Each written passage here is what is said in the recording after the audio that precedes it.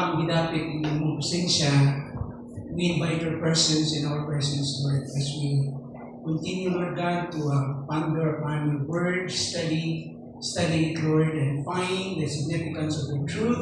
Makita na mo ang importansya ni sa among adlaw na kinabuhi. Ang pagampo Ginoo na uban sa pagdasig o Lord God, pamuhat sa inyong Espiritu kanamo, Lord, ang pagampo na kami ulang buong Ginoo padayon. Help us to continue, Lord God, to advance in our faith and in our understanding of who you are. O kini matod ka na mo, Ginoo, sa paglaw na mo. Salamat ko sa kalaugan ng minahatag ka na mo. So we trust you, Lord God, all throughout the rest of our gathering tonight. Once again, your Son be magnified. This is our prayer in Jesus' name. Amen. So, inyong tanawang ka ng igsoon, atong tutukan, kining padayon sa Book of Revelations, no? Yung Revelation, o naiuban naagian na nato ubang mga content, pero part siya sa review. Unya, ang tutukan nato, Revelation 6 and times, o palinamutan nato mamahuman ani nga week. Unya, sunod dayon Revelation 6. So, sa may content aning end time na diskutan din sa Revelation 6, mao na ni ang sugod nga pag-explain nato sa maong chapter, no? O tutukan nato na siya karon kagabi na.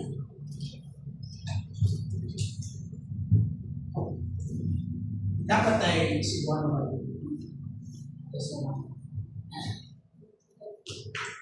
Okay. Revelation 6. Salamat sir. O atong tutukan karon, I believe ang uban sa inyo nagyanan ninyo ni, no? It's ay agi na sa Revelation 6. Wala pa. So, kini ka na tutukan, no? Nakas pinaka-general title natin, End Times. Naman ka sa gitawag natin, eschatology. Now, let's focus on Revelation chapter 6. The four horsemen, okay, in the apocalypse. The word apocalypse. Okay. Something hidden sa kabutan na tinago. So the scriptures, the book of Revelation, of course, is not really a book of apocalyptic literature, type of writing materials, but the book of Revelation is really a prophecy, no? Pero kung yung the four horsemen of the apocalypse, mga simbolo kini na makita nato na siya meaning na ipasabot sa luyo ni ini. Kung muna atong tan-awon din. So we are not talking horses in literal sense, we are talking in a symbolic sense. Ang iyahang meaning ni ini atong tan-awon. So I would like to start beginning heading na be ready for the signs of the second coming. Now listen to this. Walay signs ang rapture. Because the rapture will take place, mahitabo siya at any time, at any moment. Bisan unyan. Wala siyang time.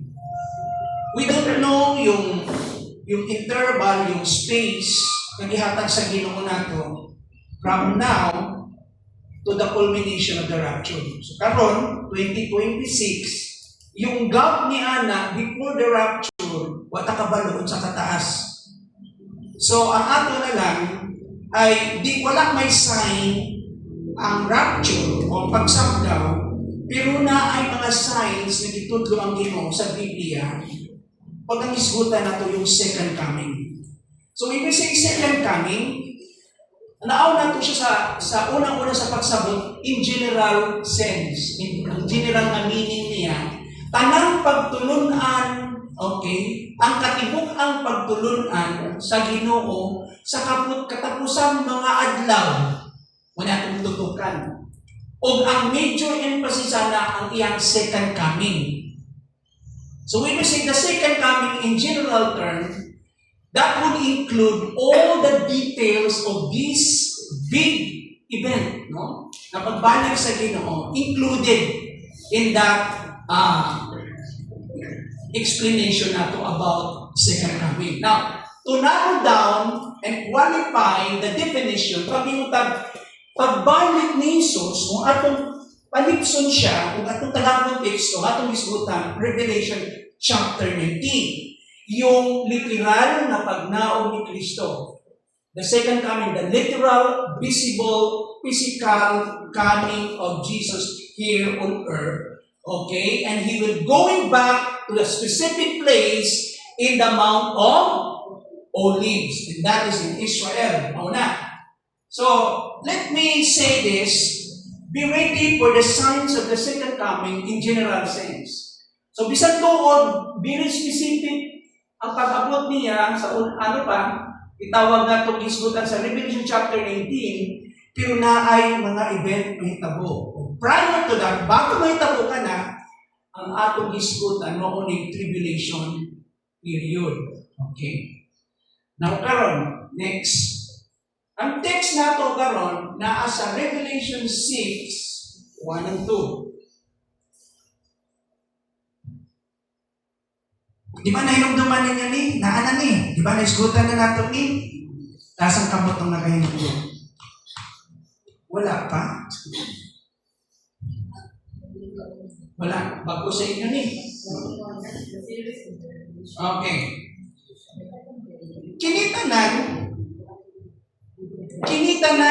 yung seals, trumpets, bowls, kini sila tanan nagisgot sa paghukom sa Ginoo. Na kung diin, makita nato nagiablihan sa Ginoong Hesus ang maong binilot na kasulatan, the scroll with 7 seals. O pag-apply niya sa unang silyo, mao kini ang unang mga detalya na gisgutan dito. Nga sunod-sunod na dayon ka na. Okay? Now, ubalik ko aning mga detalya ani sa diyang tutukan na nato puhon kini. So, ali lang sa ta, no, sa sinugdanan verses 1 and 2. This is about the series of judgments. Okay. Kung tanaw na to, okay, mao ka na ang picture niya. Next screen. Yan. Tanaw ninyo, mao kini ang mga mahitabo sa dili pa ang pagbalik sa Ginoo. But pasabot ang usa ka word diha, judgment, paghukom. Kining mga silyo, ang mga trumpeta, o kining mga mangkok sa Tagalog, ano mas Bisaya ng bowls? Bowls. Panaksan. Yan. O kining tanan, nagisgot ni mga panghitabo. No? And bago mo abot bago mo balik ang Ginoong Hesus. Now, tagana to gamay history ng Israel. Kaya ang focus din ni kung atong tanaw ang kahimtang sa Israel. No? Tanaw to gamay ilang history niya, survive sila. Ug nan siya kalabutan sa invasion o pag-atake sa nasod sa Israel. Niining mga superpowers na moabot in the near future. Adunay mga superpowers ko nagisgutan na nato last time. So adunay mga dagkong mga alliances o itawag nato confederations from the north, from the south, from the east and west. Makita nato nga later in the future the place of Israel, the nation of Israel will be singled out, being attacked, no? By all sides, especially coming from the north, motivated by Satan. And of course, controlled by the Antichrist coming from the from Europe.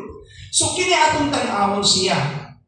So part sa history ng Israel, kung atong tanawon, since sa time na yun na himugso sila balik, naalala nyo na yung times of the Gentiles, isgutan na itong gabi. Di tayo na din gabi, taas ang tamo. ang panahon sa mga hintil nagsugod na nasakop ang Israel ng King of Babylon with the Babylonian Empire. So, pag yung tag-empire o imperyo, sa itong pasabot anak. Ang pasabot ng imperyo, usan siya kagamhanan kaayo nga nason, nga ang ubang mga hari, ubang mga rulers, yan hihimong annex niya, under niya. So, dili siya Babylon lang, dili na siya yung mga under niya. Kaya nga nahimo siya empire. Okay, ikat matawag na empire kung king lang ka sa imong country. O kung dili you really colonize those places, you control the people and nations. O during this period, ang pinaka-powerful yung Babylonian Empire. So, gikan dito nagsud ang times of the Gentiles na kung diin i-prophesy sa ilaha. Then, gikan dito ni agi ng Israel ng pananakop, no, spiritual exile, pasapasa ng mga ginalian. Hangtod karon, isang karon, wala pa sila nakabalik in their former glory. Isang tuon, 1948, napalaya sila sa ilang lugar. Alala nyo, nung 1870 pa lang, si General Titus entered the city and he burned the entire city. Si General Titus, yung Roman general. O since then, yung mga Jew, ipalayas good sila. Wala yung Jew na bili dito sa Palestine, ipalayas sila. Kanya, dili lang kadto, pati yung mga Christians nag-change yung center of ministry and mission, ando na siya minor. And then, gikan tuloy-tuloy. So we have 10 periods of persecution coming from 10 emperors, from Nero to Domitian. So imong tan-aw yung mga emperor sa history, yun sa nila especially yung church ani nga time, they were persecuted. So ang mga Jew po, wala din sila kabalik in their former glory. Until now, nakatiwangwang yung Israel. Ang nandoon lang nabili nila, ingon sila yung Wailing Wall, yung ano kuno na siya kanang ilahang tawag na, yung bakod nila sa ilang syudad. Adunay debate o argument ang barracks ko ng mga portion, not really part ng wall. But very generally, that is acceptable by many na kining nabiling lang yung broken wall, yung mga debris, yung mga guba. So na-maintain ang old city, na new city niya, pero ang old city na-maintain, pero nagpabiling na nakatiwangwang yung ilang wall. Kung itawag nila ka ng wailing wall, dito sila mo wail, mo travail, mo ampo, maghilak sila dito. And pinaka-content sa prayer nila, of course, I believe, is that, Lord, restore the nation in her former glory. Ibalik niyo kami. You have promised our father Abraham that promise that one day, the kingdom of David will return. That one day you'll give us the land as your promise, from the river Euphrates to the river Nile of Egypt. Kaya ang mga prayer nila, Lord, bring back the glory to our nations. So wala na sila kabalikan until now. Diba, natagaan sila nation, of course, because of yung natong help o ng United Nations o naagrihan ng mga European countries. Okay, pabalikin natin sila. 1948, they started to return to Israel. Kung dagan pa mga diaspora ng mga foreigners, ng mga Jew, o wala pa kabalik sa ilang lugar. Yan, narin mga utay-utay, mabalik sila, grupo, mulay-laing panahon, ang karon wala pa kabalik ang uban. Kung ang nahatag lang sa ilang land is very small. Now, karon, until now, this is the day, this is the times of the Gentiles. Ano sa mag-culminate yung times of the Gentile? At the return of Christ, makuman. Kung sa pagbalik sa Ginoo, dito ma-restore the nation of Israel. Now, karon, atong kitang-aw ka na. So, tungkol kiwala ko sila nakabalik, dili sila, ga-pray sila o lasting peace, kanina, na alay mga intermittent, makapahuway lang sila gamay na napoy gubot sa ilahang mga neighboring may mga natong nations. Nandiyan yung mga Jordanians, nandiyan yung Lebanon, nandiyan yung part ng Gaza, uban pa mga siningan nila. Syria, may problema pa sila sa ubang mga nasugod. Na ang gusto lang naman nila makasurvive sila. I try to imagine this is the only democratic nation at the heart of Middle East. The rest, hindi ho democratic nations. And dominant sa ilahang lugar, coming from Islamic society. But they're trying to maintain that. Of course, yung the Arab nation also trying to maintain peace. Gusto po nila magkaroon ng peace sa ilang mga neighbors. So, kini muna naitabo sa Israel. Let's proceed. Maalala niyo yung history ng 6-day war. Kining 6-day war, nagubat sila, pero pila na adlaw? Unong raka, adlaw. Okay. Kining 6-day war, gitawag kini nga, ito yung war ng June 1967. Gubat ni between Arabs and the Israeli. So, Arabs silang kontra ni nga time, 1967. And even this war was fought from June 5 to June 10. Pupura kayo. Ilan ka daw? Unong ra? 1967. Between Israel and its neighboring countries. Apil na din mo saman. We have Egypt, Jordan, and Syria. The war happened because tensions between Israel and its neighbors remained high after the 1948 Arab and Israeli war. So, kung ka na naitabo,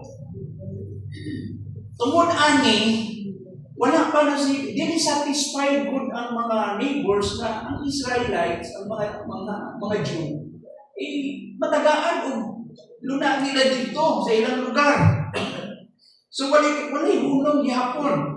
So, it ended with a decisive Israeli victory. Sila mo hanging the map and balance of power in the Middle East. So, nagkaroon ng foothold karon. Nagkaroon ng gitawag na kung balance. Kasi yung Israel nagkaroon siya ng tinatawag na kung space. And dili lang sila yung daog sa gubat. Ang gusto kong bantayan ninyo, yung promise ni Lord for His people that I'm going to preserve them, I'm going to what?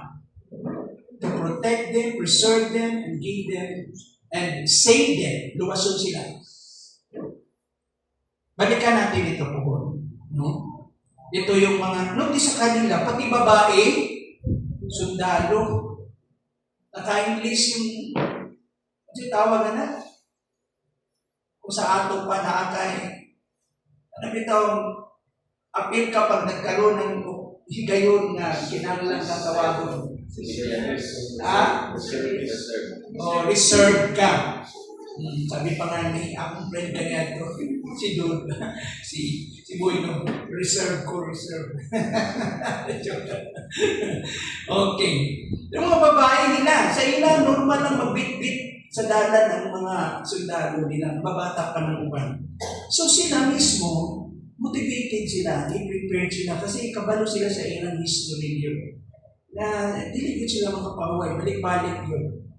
And ikaduha nga war na ilang diagian, the Persian Gulf War. Ang mga nakagasmas yung mga sundalo dito. Ayan. Next screen. Sa'yo na yung tabu ani. Sa'yo may nung dumanin nyo ani. Si Saddam. Ang tatuhin gani? 2003. Saddam Hussein's invasion of Kuwait set on a brief but consequential conflict involving an international coalition of forces led by the United States. So, tungkol dato, involved gapon dili ang Israel, naalala no? Binabanatan nung ni Saddam yung yung Israel. Unya, unsa to yung ibalos? Yung Patriot nila? Scott Mixer ba to? Oo, unya, usahin nun sila nga, ayun, balos, yun sa Amerika ba? Ay, nahatok sila mo escalate. Kasi pag mo escalate, ang problema, pag naging religious ang issue, malaking gubat na. So, dapat nakamintigan political issue lang ini. Oo, it's a battle of what? Hindi mo na itong non-religious siya. Kasi pag nagiging religious siya, tabangan ng Israel dito. So, daghan pa mga layers na dapat nila tanawon. Now, very tyrant man kini, no? Na leader ni si Hussein, o si Saddam, iyang ipang, iyang ano ba?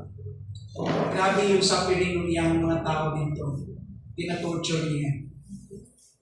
Ikatulong ang war. Ito yung Yom Kippur War sa Israel. Yom Kippur. Ayan, June. Next. Dala-dala ko dyan ko na yung flag, no? Yung flag ni David. Ito na. Until now. Next. Okay, katulong ang Yom Kippur War. The Yom Kippur War, Ramadan War, or October War, also known as the 1973 Arab-Israeli War. Sige nyo na sila, budihan, no? Gubat, no? Was a war fought from October 6 to 25, 1973 by a coalition of Arab states led by Egypt and Syria against Israel. Muli pa, humay ko nga nasa God. Gubat. Mali nga tayo. Ikaw pa. 1948 Arab-Israeli War. Yun siya. So prior to that, tanos lagi ano? Okay, ako tanawin ko ni war nila ng 1948. Arab-Israeli Gabon. War was the second and the final stage of the 1947 to 49 Palestine War.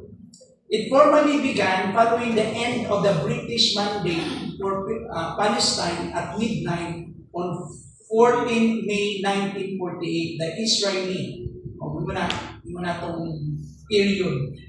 15 of May 1948, March 1942 to March 1949. Okay mo na siya period. So, mo nang gitawag na itong 1948 war. Agi sila. Sunod yung Iran o Iraq na war. Asa man ni? Sa Middle East Japan. The Iran and Iraq war began at 22, no? At 22 September 1980 when Iran invaded Iran, and it ended on 20 of August 1988 when Iran accepted the UN brokered ceasefire. So, sunod yan po yung UN, United Nations sa Iksina. Okay, undang sa mo. Naminaw ba sila? Mo na nga date. Ang location sa Persian Gulf, also known as the Arabian Gulf. So, sunod, Syrian Civil War. Hindi ko rin nabantayan na asang pinakasabong kayo ng lugar sa kalimutan. Middle East. In the end times, ang Armageddon, sa Middle East, Japan nakapokus. In the place of Megiddo. Okay. So, Syrian Civil War. Ito, grabe po. Dagang mga nadama yung mga civilians sa daan. Yan. Yan. Sa sunod, the Lebanon War, Operation Peace for Galilee, 1982. Puro gubat nung gigian nila ng lugar. So, since then, wala din sila tayo kalinaw niya. Nabalik-balik ang gugot. So, after 3 years of occupying Lebanon and slaughtering Palestinian refugees, pamatay ko nila, lagi pang murder god, slaughter, the Israeli military finally withdrew in 1985. And on January 15, 1985, the Israeli military finally withdrew from its 3-year bloody occupation of southern Lebanon. Grabe. Ano yun ang mga Israelites no? Then Israel invaded the territory in order to destroy, sa kontra nila, yung PLO, remember Arafat, Palestinian Liberation Organization. Ang goal is to eradicate the entire Jewish race. Oo. So, ni-invade, ni-attacking Israel sa PLO. The bases in that country to deter or discourage their political influence and intimidate Palestinians in the West Bank and Gaza. So part na sa deterrent nila to discourage yung mga forces ng mga Palestinians. In the first 3 months of the brutal occupation, bakit brutal? Israeli forces massacred over pila 18,000, injured more than 30,000, and left about 800,000 homeless. Grabe nga gubat kini. Ang Palestinian na isa PLO, no? After months of battle with the Jordanian military in 1970, the PLO moved from Jordan to Lebanon. So dito na sila sa Lebanon. Ikan sa Jordan, i-move na sila. Hundreds of thousands of Palestinian refugees followed the PLO. So na-displaced po din sila. Of course, kining mga Palestinian sa Bursagol kani, listen to this. Walay Palestinian race. Arab na There is no such thing as Palestinian country if you read history. Iba yung Palestinians, hindi siya Palestine sa itong diskutan sa time ng Old Testament na kontra ng mga Israelites. Oo. Usually, kining mga Palestinians din mga refugees, mga displaced po din sila, mga Arabs po din sila kubali sa Busagol na. Naalala niyo yung mga settlers dito sa Gaza? O niya, disakyan ng mga Hamas? Di ba? O mga Palestinians mga refugees magpunta sila sa Busagol na. So, wala country yun kung tanawin mo ang history. Now, ito na, ipalo yung isunod yung mga refugees dito. The refugee camps, especially in southern Lebanon, filled with the newly arrived displaced Palestinians. So, nag-add to sila sa Lebanon. Because of the total number of PLO and Jordanian Palestinians moving to Lebanon, the PLO took over many of the civil society, institutions, schools, and hospitals in the country. Pagsulod nila sa Lebanon. So nausap ang dagway ng Lebanon. Right na sila kind of ideology, dala-dala nila. Very radical, very mga extremist sila. So nausap doon. In December 1982, the UN, United Nations, General Assembly condemned the massacre and declared it to be an act of genocide. Saan ang genocide? Pamatayin mo yung daghang mga tao. No? The Israeli occupation of Lebanon became increasingly unpopular. Wala'y nalipay doon sa ilang bukat. No? In Israel and had been globally condemned for years. Atong nahitabo na yun. I-condemn yung ilang act. Israel finally withdrew its troops to a 10-mile security zone on its border with Lebanon in 1985. Kaya makita ninyo sa mapa, nagbutang sila o ilahag, itawag na itong boundary line. No? Di ka pwede mo tabok diyan kalit kasi Lebanon na nakadapit. Dire sila. Dimidro sila. So nagbutang sila o itawag na itong security zone para dili pwede mo sulod itong ilahang mga outsiders. So, hindi na po Hamas conflict. The Fatah-Hamas conflict, also referred to as the Palestinian Civil War. Civil War kung kini. Pag nag-civil war, sino pasabutan na? Involve ang mga tao. The Fatah-Hamas conflict, also referred to as the Palestinian Civil War, was a conflict between the two main Palestinian political parties. So puro mga Palestinian lang sila, pero duha ka political group kini o parties. The Fatah group and the Hamas group, resulting in the split of the Palestinian Authority in 2007. So, iba yung Fatah, hindi yung Fatah na paano baboy. Iba yung Fatah, iba yung Hamas.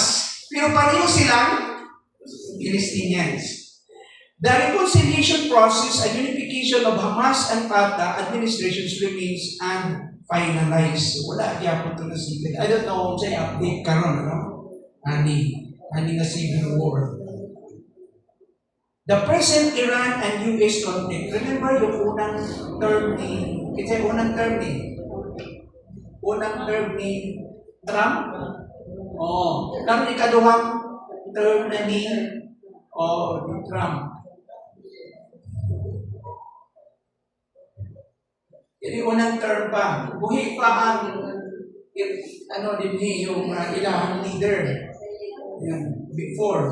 No? Sayyid Ali Husseini Khamenei is a welver Shia, Maria, and the second and current or present supreme leader of Iran in office since 1989. Taas na sa iyang time. Tapos agad siya na namatay. Taas sa kalidad. No? Taas kita niyang time. Niya, Ayatollah Ali Khamenei addressing a meeting in Iran on which day, and he said the US had received a slap in the face. Sagpa po ng US when the Islamic Republic fired missiles at its troop bases in Iraq. Alala niyo na nung birahan nila yung sa first na term ni Trump, nung si Trump stood sa iyahang tawag na itong public address dito sa White House sa Lawas. Hussein Rouhani, another leader, the current or the present president of Iran is Hassan Rouhani, assumed office on January 3, 2013, after the 2013 Iranian presidential election. Kini po parang recently lang, di ba? Nahugot yung ilang mga key leaders. Now, Turkish President, it's a mani, Recep Tayyip Erdogan, and Russian President Vladimir Putin will meet in the Istanbul on Wednesday, January 8, to inaugurate the Turk Stream pipeline, which will supply the Turkish market and the EU countries with natural gas from Russia. So, kinisulod na sa eksena ng Russia dinipod, no? O ang Turkey. Besides helping Turkey to meet its own demand, Turk Stream will help the country achieve its objective of exploiting its geopolitical position and becoming a major energy hub between East and West. Ito kang ibitin ka po nila ilang friendship. Okay. Ito yung last kintahay na development atong mga niagi. And kung i-update na to ang last ani, lahi na ang face ng Middle East karon. So na ay ongoing conflict karon again with Iran. O mauna nga ang Strait of Hormuz, nahimo siyang issue sa atin po na isaka yung nag-inflate yung mga prime commodities, labi ng oil. Okay. Karon, padayon ta. Sa text ng Revelation 6:1 and 2, sa atong pagtuon, tanaw na to karon dinhi ang maong revelation na nakita ni John sa langit, no? Ingon dinhi. I watched as the Lamb opened the first of the seven seals. Akong kitanaw, samtang giablihan sa Kordero, hindi ha? Sa yung giablihan? The first of the seven seals, ang unang silyo. No? Atong tanaw din sa ato ang Bible, no? Ito din siya atong tanaw. O kini ang unang-una nga pagtanaw. Kinsa ini open ana? Ang Lamb. Kinsa man na? Si Jesus. Ito yung time na nasa island ng Patmos si John. Sa kanya, nakita nato gidasig siya sa Ginoo, no? Siya lalay nabilin na nabuhi sa mga alagad sa Ginoo, the original apostle. About 90 plus years old na siya when the Lord appeared in a revelation. Kaya kung sa isulti din sa chapter 6, o kini ang unang-unang makita na po. Unya, nakita ko na gitangtang sa lating karnero ang usa sa 7 kasilyo o nadumog ko ang tingog daw dagugdog gikan sa usa sa 4 ka mga buhing binuhat nga nagingon dali na rin. Sumo ka na. I watched as the Lamb opened the first of the 7 seals. Then, pagkuman niya na, nadumog na ako. I heard one of the living creatures. Usa sa mga mananap dito na nag-atubang sa tronos Ginoo na nag-ingon, say in a voice like thunder, dagugdog, usog kayo, come!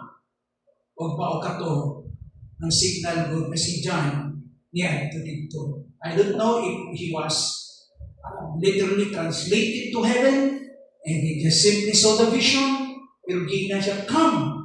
Dali na rin. O kitanaw niya. Unya, sa dihang, iyon diha, the 4 living creatures say, in a like thunder, come! Dali na rin. Mao ka lang ang language na itong gitanaw. Sa verse 2, unya nakita ko ang usa ka puting kabayo. Nung pag-apply na sa Ginoo dito sa unang silyo, ang ninggawas sa maong pananaw niya, ang usa ka puting kabayo. Na nagkabayo niini, na nagpupot og pana, og gihatagan siyang korona. Mibiyang siya og nagmadaugon og nagmadaugon pagayon. Alam mo, ang Binisaya nato, nag-ingon lang, nagdala siya og pana. Diyan may pana sa inyong tanaw. Diyan ang pana. Ha? Ang saktong English word pa ni bow. Diyan ang bow. Butanganan sa generic mo yung pana. So, pag may pana, katong araw. Ay, di ito mo pwede kung ilabay ang araw kung wala siya bow. Ang exact English gamit din ito argument ng mga scholars niya. Bow. Pero wala siya araw. Ang translation natin sa Binisaya, pana. Pero ang iyang English diyan, kayo diyan, I looked and there before me was a white horse. Its rider held a bow. So, ang katupuktanan sa pana. And he was given a crown, and he ruled out as a conqueror bent on conquest. Conqueror.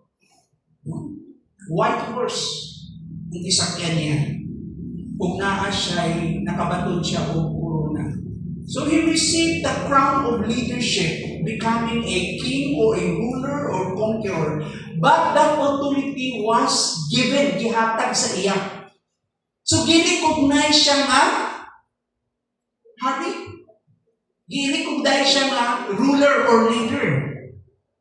And try to imagine the kind of influence ano niya. Na wala di ka matawag na king kung wala na kingdom, wala kay followers, wala yung mga tao na nag-recognize ni mo. Kung di madali nga moabot ka anak nagitawag na itong, siya tawag na, posisyon. Nadili mo na nimo, nag-gain ka na-win mo yung mga tao. Mo kinisiya. Now, ato sa tanaw, symbolic mo di, white horse, no?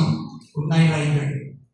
So the first seal, white horse, okay, representa siya world conquest. The rider held a bow, he was given a crown, and he moved out as a conqueror. O kana ang language in English, no? Now, tanawa ang white horse. Ang white horse, nagasimbolo siya sa first century, kaniadtong panahon, sa ilang panahon, sa time ni Christ, sa first century, ang horse, nasimbolo siya kung saan. Ga-represent siya a conquering military leader. So, naay mo abot na kung saan. A military leader. Or it could be that this person is a political figure, a military leader. And makita nato din na ang horse represent good, represent good siya o kung sa man, conquest. Magpanako. Mao na ito makita. There would be an emerging or coming future military leader that will arise. Tawgon siya na leader sa kalibutan, world ruler. Leader siya sa kalibutan. Mao kanya ito makita. Kunya, in the description of a rider, ang pagulagway sa iya, on a white horse, it states that he has a bow and a crown, but does not mention an arrow. Ipakita din nga naanan siya bow, pero siya arrow o pana. Tingali sa language yung Bisaya pa yung pana, yung ibuok set na. Di ba? Automatic na good na. Pero din wala siyang pana. Okay. Kung siya gimin ani, ang reference sa Daniel 24 to 27, katong ruler ng nga moabot, nga makisabot sa Israel. The bow is a symbol of war, but the absence of arrows implies that this victory is a bloodless one. Ang arrow, nagpasabot kini, kung saan? Ang bow, nagasimbolo kini war, gubat. Okay? Pero walay arrow, nagpasabot kini na ang iyang pagdaog, dili pinaagi sa madugo nga paagi. So, buti pasabot, dili mo gamit og force o patay. Lahi ang iyang strategy na gamiton to win the war. In other words, a peace won by covenant and agreement, not by war. Ito ng pamahagi. Kitsa ba ni? Ang iyang buhaton, muhimo siya kasabutan sa Israel, yung peace agreement. Okay? O madali niya ang nasod sa Israel. Mo-agree sila. Naanak siya sa Daniel. Oo. So, na peace agreement, peace covenant. Sa karon, na ay Abraham Accord, no? Na ay kalinaw diya sa Middle East between Israel and the neighboring countries, especially na yung Arab, no? Yung Arab country, yung Saudi. Kung naa sila Abraham Accord, na ay kalinaw sa Middle East. Pero kinsay pamusog ini. Kinsa ang United Nations o ang States? The United States.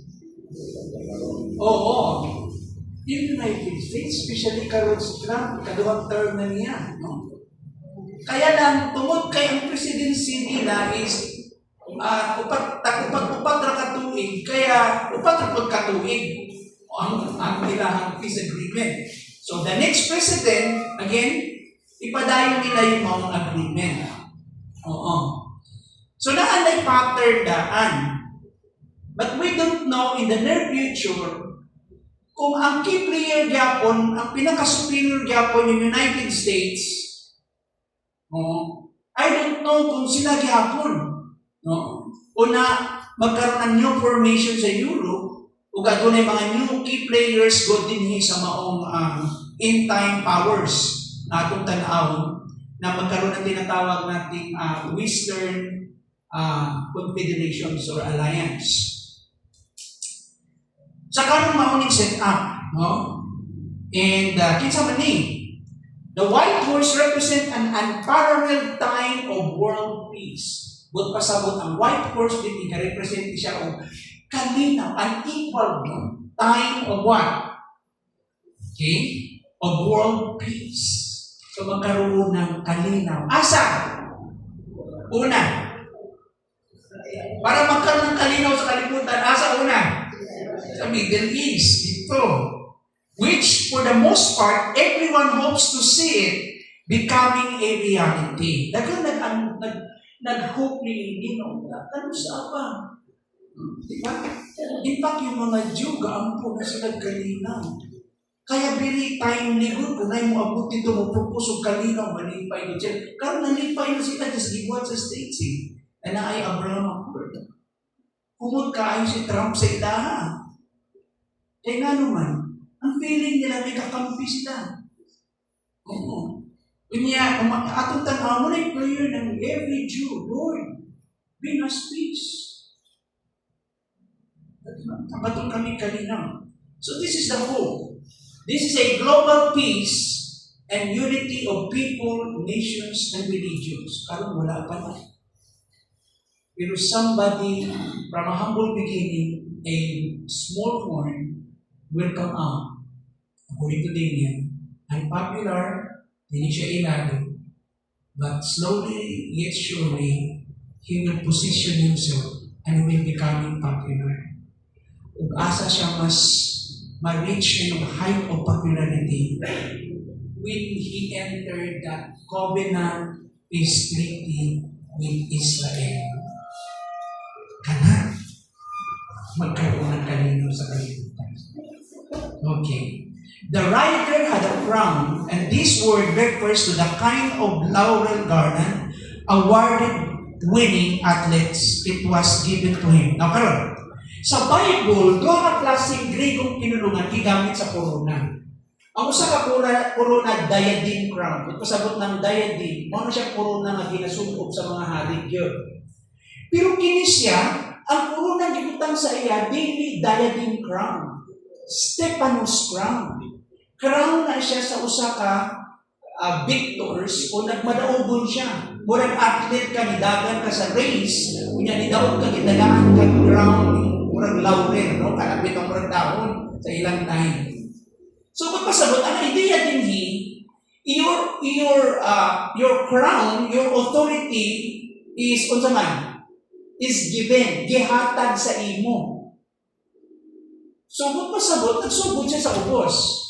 Unya, gi-elevate siya. Dili siya mismo, nag-elevate lang siya kaugalingon. He was being recognized. Mao kini nga makita din. Now, he becomes king, elected by the world's inhabitants, regardless of the cost, and will conquer the entire earth in bloodless revolution. Grabe. Talo nito si Martin Luther King. Talo nito si Gandhi. Talo nito yung mga men who received a peace prize, Nobel Prize, na kilalanin ng mga yun, ganahin na contribute sa society. Grabe ito, no? Magbutang ng name niya sa World Record of Guinness tingani, ang butang, no? O sa magazine. No? Magiging ilado niya siya. This is more than a Charlemagne. Na almost half of the world na control King Charles, the Charlemagne the Great. Or more than like an Alexander the Great. Or also conquered in his very young age, almost the entire world. Dalawa yung masyadong influensyado na time. Alexander the Great and the Great Charlemagne. And this guy will fought the battle in a bloodless revolution. Will fight the battle in a bloodless revolution. What do you do? Ibig sabihin, kining tawhana is very articulate, brilliant person. And he has a magnetic character na kaya niya i-persuade, i-convince yung mga tao in his own view. He can move the people into a certain imunatong direction. Yun ang leader. Lalo leadership. Kaya niya i-move yung mga tao.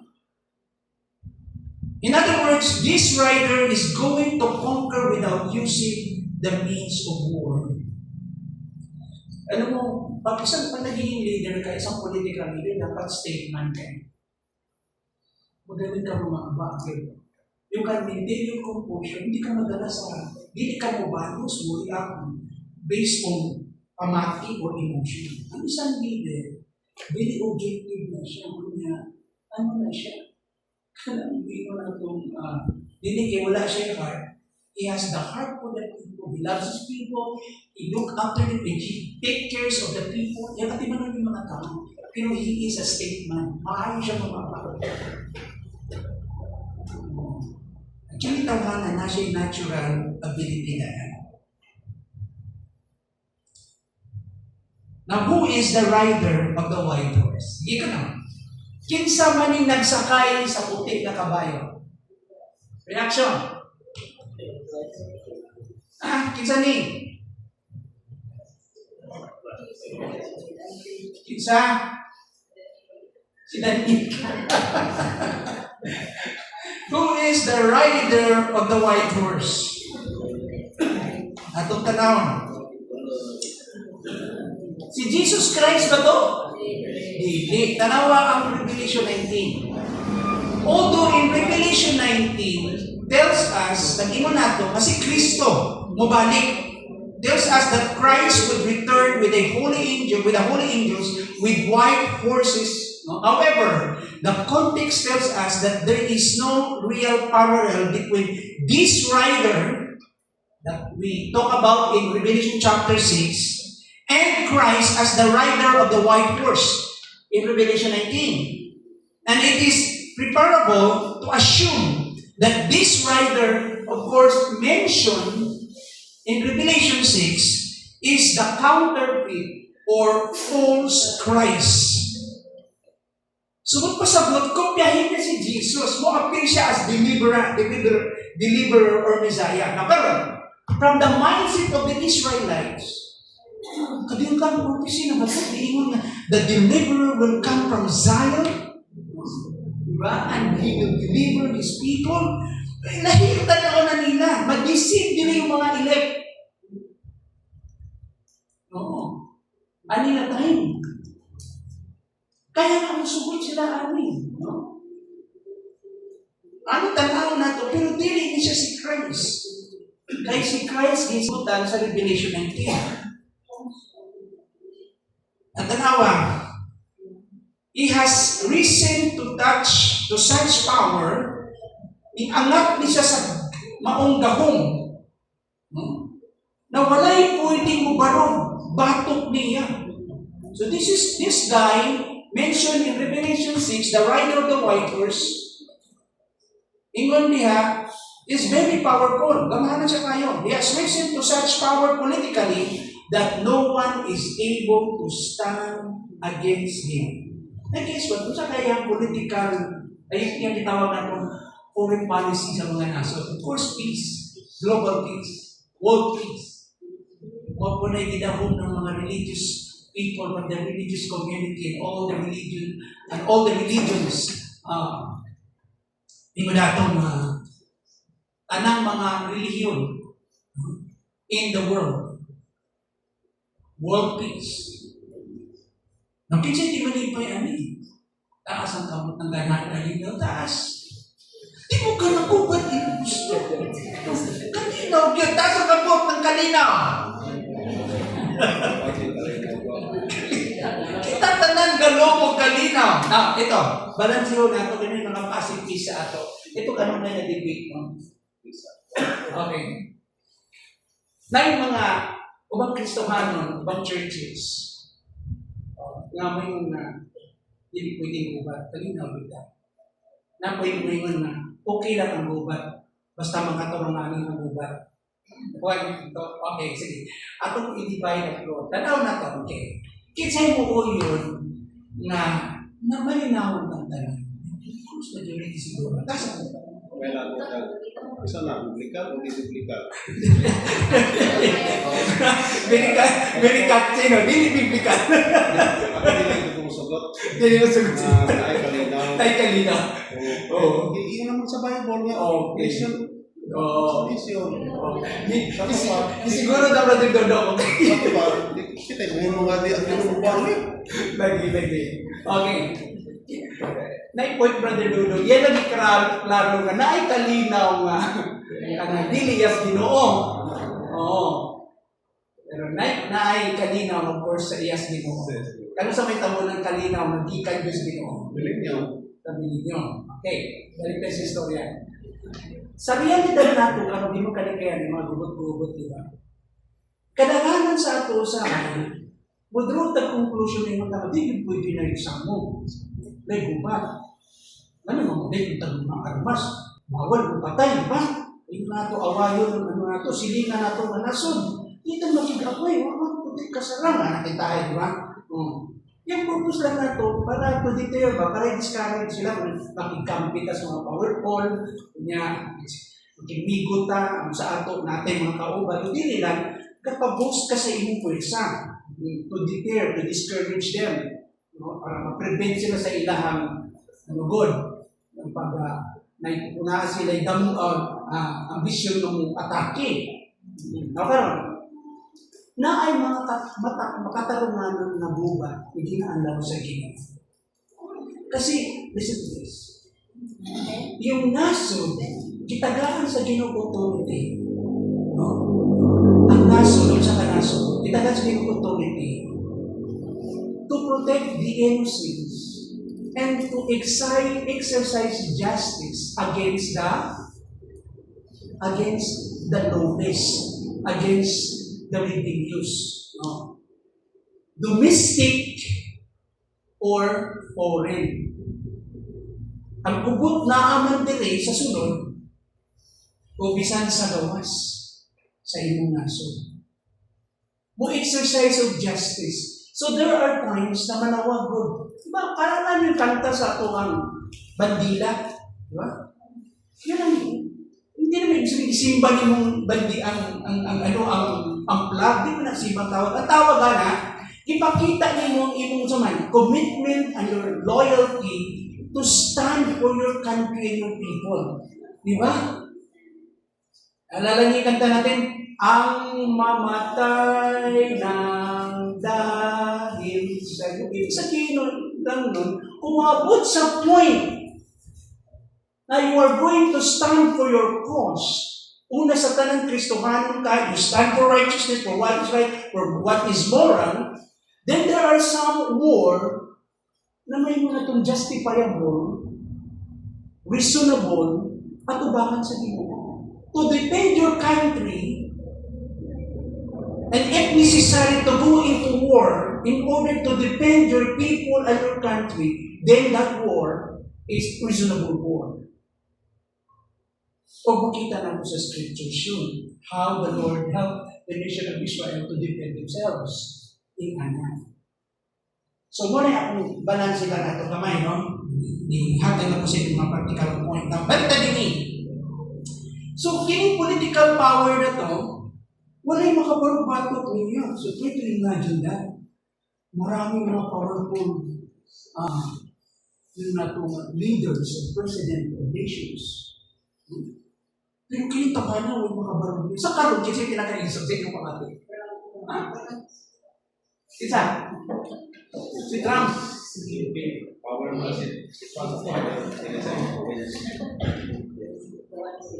Tungod kay superpower ang states. Pero hindi lang yun. Para superpower ang states, of course, kabalo din sila sa ilang limitasyon. Yung very powerful ang mga nations sa Western Europe, pero hindi na ito ipiyong ato mata sa Eastern Europe. Russia is very powerful.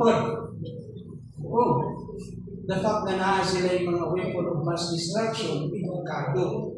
Oo. Usay mo na pang deterrent po nila, pang hadlock nila ba?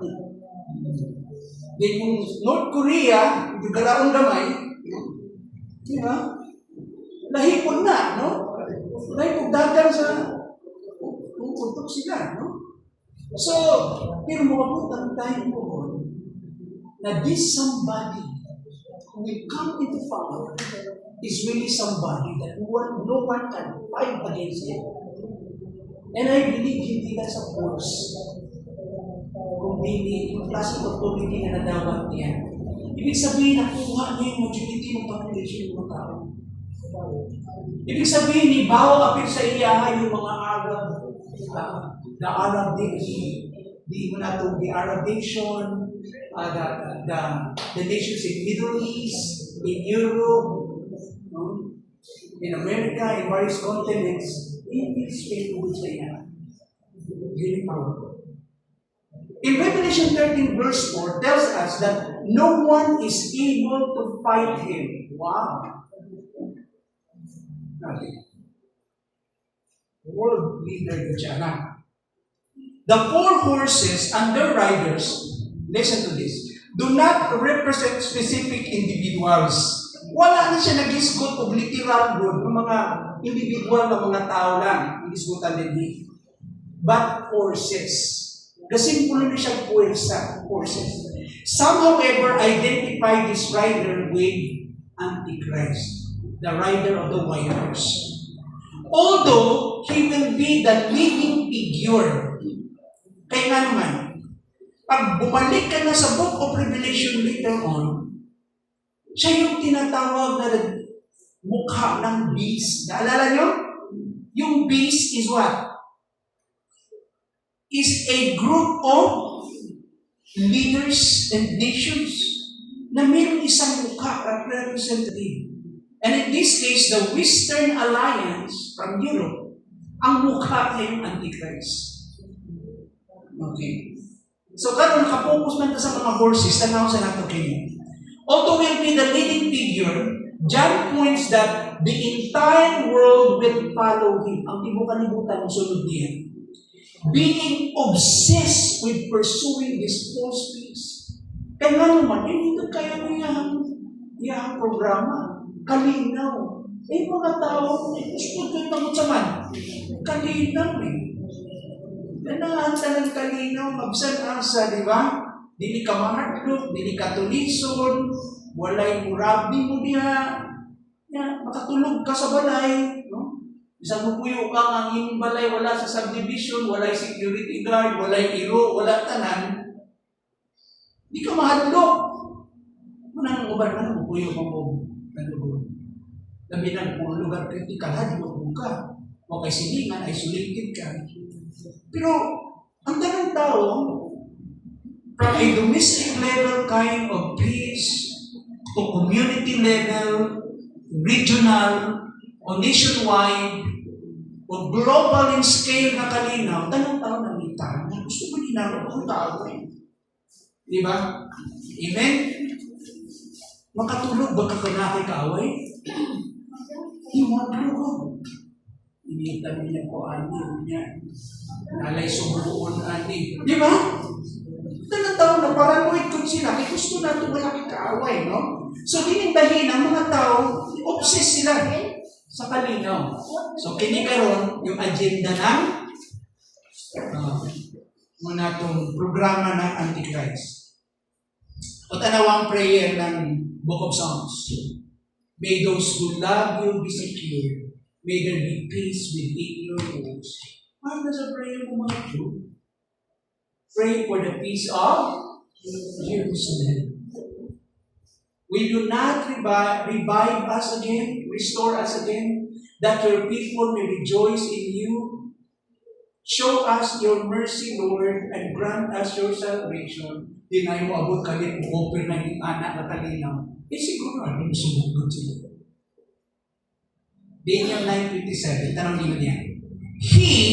It's a man yung Antichrist, will confirm a covenant with many for 1/7. In the middle of the 7 3.5 years, He will put an end to sacrifice and offering. Ipaundang niya tanan ang ritual. And on the wing of the temple, sa extension ng temple, sa wing ng temple, He will set up an abominations. I-desecrate niya yung temple. Sagrado yung temple, hugaw-hugawan niya. Okay? He will set up an abomination that causes destruction or desolation. Until magpadayon ng iyahang influensya, pag-leader niya, paghari niya, until the end. That is the creed is poured out on him. So na ay limit lang siya. No? So magpadayon siya. So asa nila mo at the middle of the 7 years. Tanawang din mo sa Matthew 24, 3-5.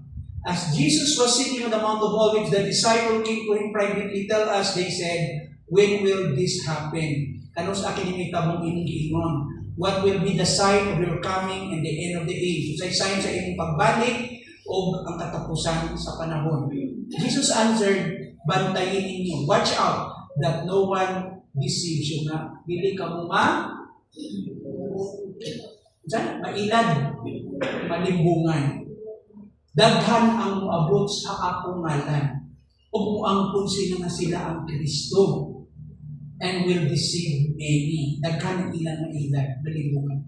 Sa time pa lang na ni Christ, daghan ng mga false Christ, mga antichrist. Nagamit tayo version ang address Pilipinas, ginapog na. Diba? Oh. However, it is a false peace. Kiningisgutan sa Matthew chapter 24, di ba?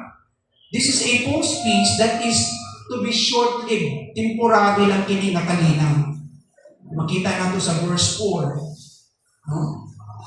This peace will be accompanied by a series of false messiahs, culminating ang kahimpitan na ni to the Antichrist. But pasabot, kini nakalinaw, dili tinuod. Panandalian lang.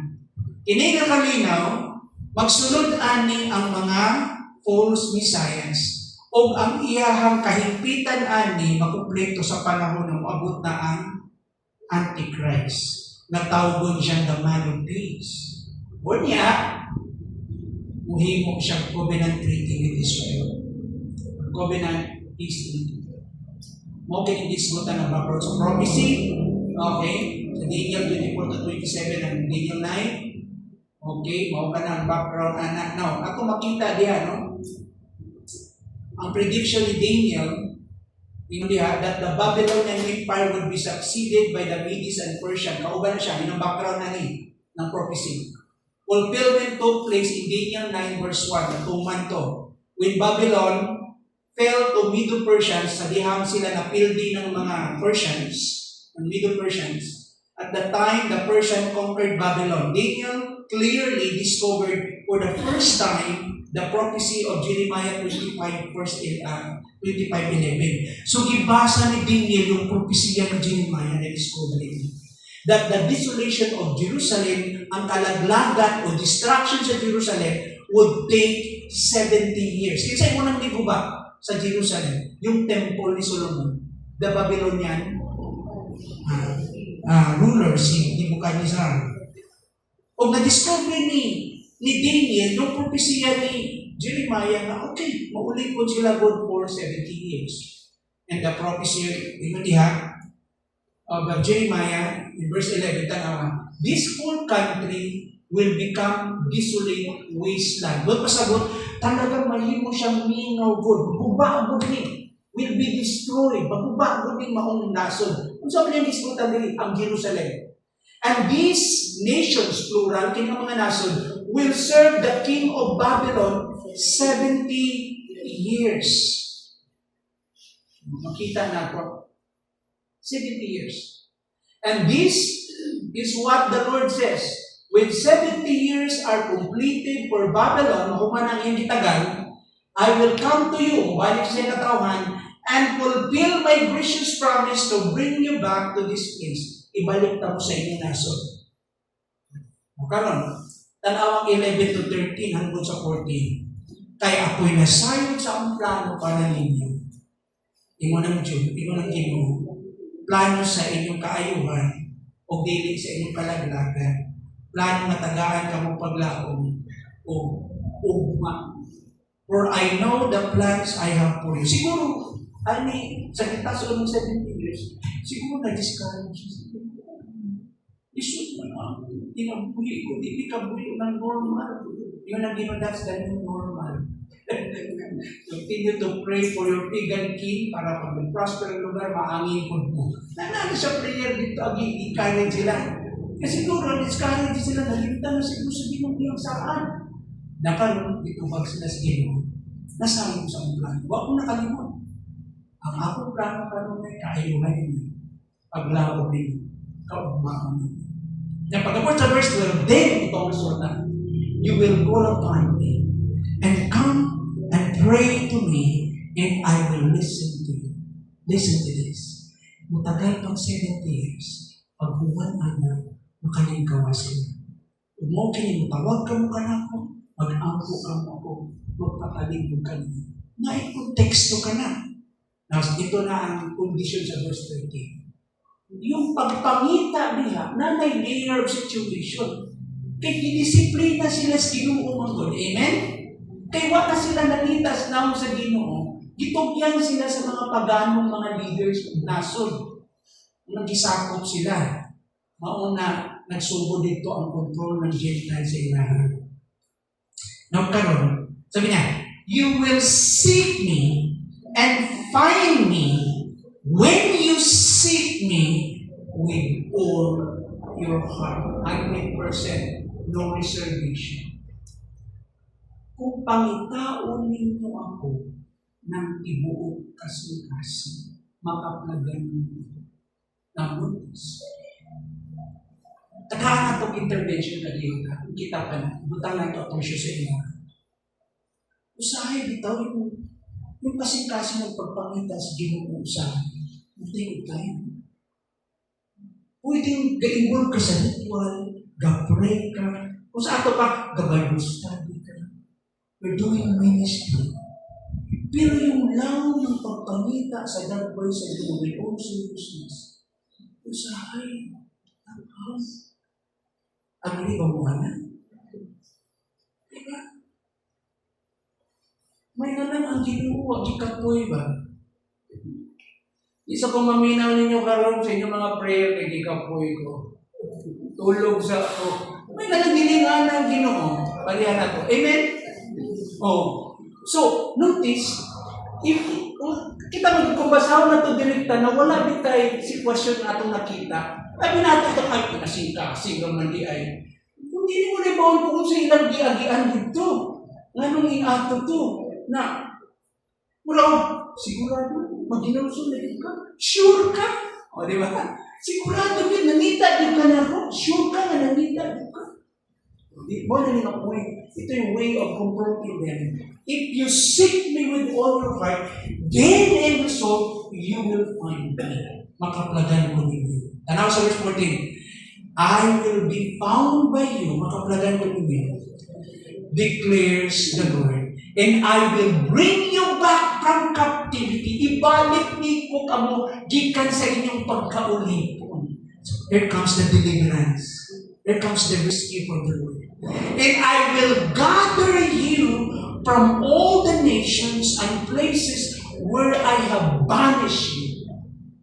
This, so scattered sila, ug ako mong pupulog balik, tapupunta mo kung diin mo gikan ng mga nason. Sadyang kamo akong labay ko, declares the Lord. And I will bring you back to the place from which I carried you into exile. Ano ilang damgo? Mauna, nagibalik sila dito, bangat sila. But time to time, makalimot sila sa Ginoo. Di ba yung anak? Tapos sabi, Lord, i-bless ko, Lord. Hindi ako i-bless na ko ka. Salamat, Lord. Katawag limot na po, Ginoo, na saan. Di ba? Tawag na po na Ginoo. O mo cycle sa Book of Judges. Grabe ka ba yung butiyo, no? Yung mga tao naman po na sa pareha na to, di ba? Mga natay tawag ko sa akin, di ba? Hudiyo ka. ikaw hudiyo ang batasan. Nga, di gamay na imo ang tanaw na to sa di, huwag to na-develop yung mindset ng anti-Semitism. Kaya binato nga badlungon yun yung hudiyo. Yes, tao na sa pareha na to, badlungon. Ipakita, ang dito naman sa Bible, ipakita lang ginunakigil sa mga tinuod na tao. Ipakita history nila, kalaglagan nila, kadaugan nila, yung pain nila, yung emotion nila. Bible is full of emotion. Mga tinuod na tao man eh. History man eh siya makita nato na, uy, naitinuod na Diyos na yun. Kung niliyong siya sa mga tao na normal, pareha nato. Maka-identify ka sa mga kahita. Huwag mo kinistorya nila mga istorya. Natanawa ang prayer ni Daniel. Sabi din sa prayer ni Daniel. Because approximately 67 years had already lapsed or passed. So nagulang sila 67 years na. Kailan tayo kitagal? 70 years. So 67 years had already lapsed. Nilabay na. Daniel comprehend of these prophecies. Yung propesya ni Jeremiah, nabasa niya. Of Jeremiah, causing to pray for fulfillment of the restoration of Israel. Although kabalo siya, na maunay propesya sa Ginoo, unya gitanaw nila ilang history. Remember, si Daniel duha ka kingdom inabutan. Ikan sa Babylon hangtod sa Persia. So, kaampo siya karon kung nabasa na niya, Lord, kini imong giingon patupan kini mo na hindi pray. And in this beautiful prayer, Daniel expressed sorrow for the sins of Israel, which had caused her captivity, and he appealed to God for His grace in restoring them in keeping with prophetic word. Listen to this. Ano prinsipyo kung kita na ito dito? Si David, yung prayer niya, nakaalay sa kabubutbon sa Ginoo. Nanong kabalunan na? Biblical prayer niya, kasi dito nagikuot yung prayer niya base sa propesya sa Ginoo. One day, i-restore sila, ipanabalik sila sa Ginoo. So nagampo siya, Lord, remember your promise, Lord. I-restore niyo kami balik, Ginoo. Diyan, i-pray niya di, tagaan siya ng saman. Pagkumbalay, wala, no? Yung prayer din niya, yung katawhan niya, pasayluon ko sa Ginoo. No? In behalf of the people, no? And they appeal to God for His grace. Lord, tumunta lang sa inyong grasya. Di pa nung balik ni mo, Lord, no? Restoring them. I-restore ni mo. No? Sila, in keeping with the prophetic word. And Daniel clearly expected a literal fulfillment of the promise. Literal yun ang katumanan. The answer to Daniel's prayer is found in the book of Isra. Makita natin sa book of Isra, yung tubag sa Ginoo kay Daniel. When about 50,000 returned from Babylon to Israel and began the important work of restoration. Sa time ni Isra, Nehemiah, makita na to. Kita mga key players ito. Yung political leader na si Nehemiah, governor of Osaka scribe, sa priest isa, si Isra. Nagkaroon ng revival dito sa prayer ni Daniel ito. Though the prayer of Daniel as recorded is comparatively brief, mubura yung prayer, his actual prayer probably went on for some time. Kasi isulat yung mubura. Pero yung actual na prayer, taas good. And while he was still praying, God sent Angel Gabriel with a vision concerning 490 years. Dito nagsugod. Yung Daniel 9:24-27. Ito yung giingan na dahil si Daniel sa Ginoo. Gisugod si Gabriel, muna may tabot sa future ng Israel. Itagaan na po sila 490 years. Muna agianin na tanan.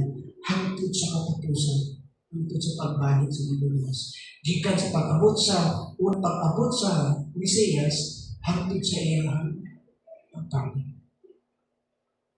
Tanawa yung Daniel 21-23. While I was still in prayer, Gabriel, the man I had seen in the early vision, came to me in swift flight about the time of the evening sacrifice. So dito sa evening sacrifice, biglang abot kining angel. He instructed me, ingon si Daniel, itagaan ko siya instruction ni Gabriel, o ingon si Gabriel sa iya, Daniel, I have now come to give you insights and understanding. Ano yung karon? Ang tagaan kag sakong panahon ko. As soon as you began to pray, sadyang nagsugod ka nag-ampo, an answer was given. Ang tubag, iabot na yun. Itubag ng iyong prayer, which I have come to tell you.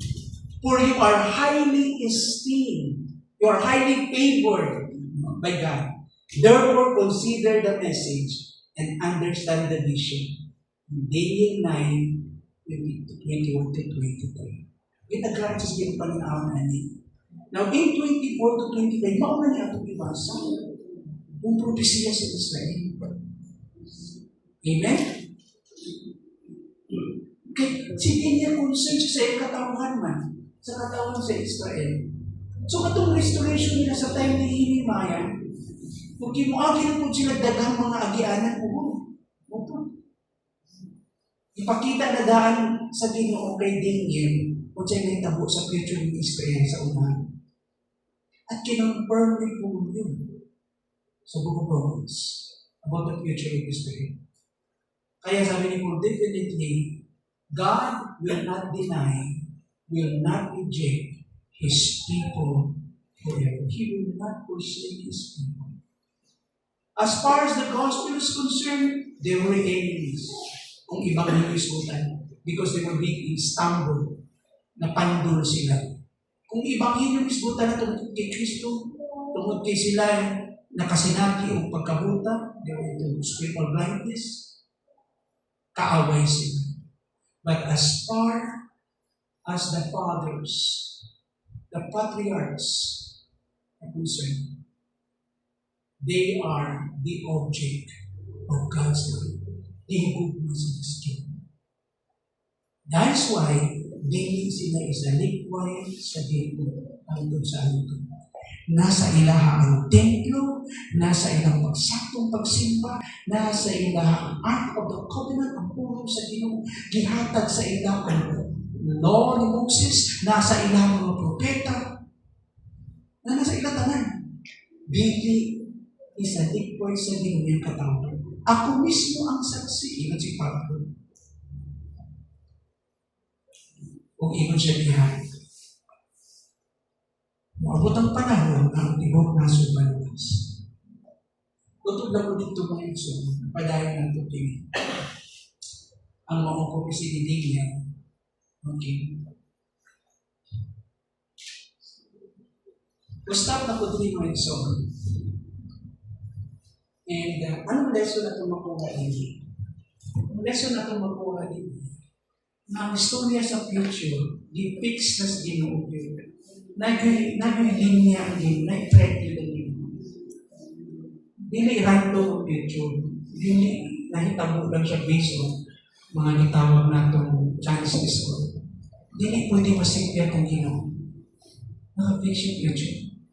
So, ang ato na lang i-align na ito itong kaugalingan ko. Oh, salamat. Part good kami sa iyong plano. Salamat kayo ng Ginoo. O gitagaan-tadaan o mga panlantaw o yung na itong informasyon na mauni. Mauni nila po. Na ay spiritual conflict, na ay ang gubat kini sa dautan o matanong. Ang story ng humanity, since from the beginning, after the fall, is the battle between light and darkness, between the children of light and the children of darkness, between the righteous and the unrighteous, between the fallen angels and the holy angels. Maunang battle ko between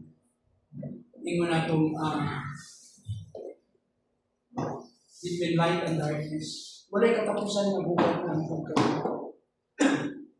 O mukulminate kay Christ, mudaog ang Ginoo. Kaya nga sabi nga ni Kristo, I have won. I have overcome the world. So, Jason 24, if God is for us, kung ang Diyos dapit ka nato, kinsay mo baro bato ka na? Ito ba? That is rhetorical questions. Kung ang Diyos dapit ka nato, kinsay makasupak magmukontra bato ka nato? Ang tubag, wala. Let us pray. Salamat o Diyos sa iyong grasya, sa kanong pagkabiunan, sa kanutan ng aming diskutan. Padayon mo kami ubanan o throughout this week sa among mga tulunganon. O among padayon Ginoong uban sa intabang ang pingan, ang imong puno sa mga kasing-kasing. O dasiga kami matagal na o Diyos. Tamami kami, makabatong kami ng saktong paglantaw, saktong emosyon, sa among mga realidad. Salamat na wala ni mo kami pasagdi, bisan sa among mga panginahanglan. Kamahanan ka na Diyos, o ikaw pa dahil na kontrol sa tanang utang. Salamat na diha kanimo ang among giisip na kadaugan, dili lamang ang mga panalangin among nadawat, ang lugway na kinabuhi, may panglawan sa mga pisikal at material na mga panalangin, kung di ang kadaugan na nilampo ang among kasinatian o pag-ilakan nimo, o padayon kami natubo diha sa among pagtuo. Salamat Ginoo. Lord, sa among pagpamauli, bitbito na mo ang inyong grasya o mga saad. Kini among pagampo sa ngalan ni Jesus.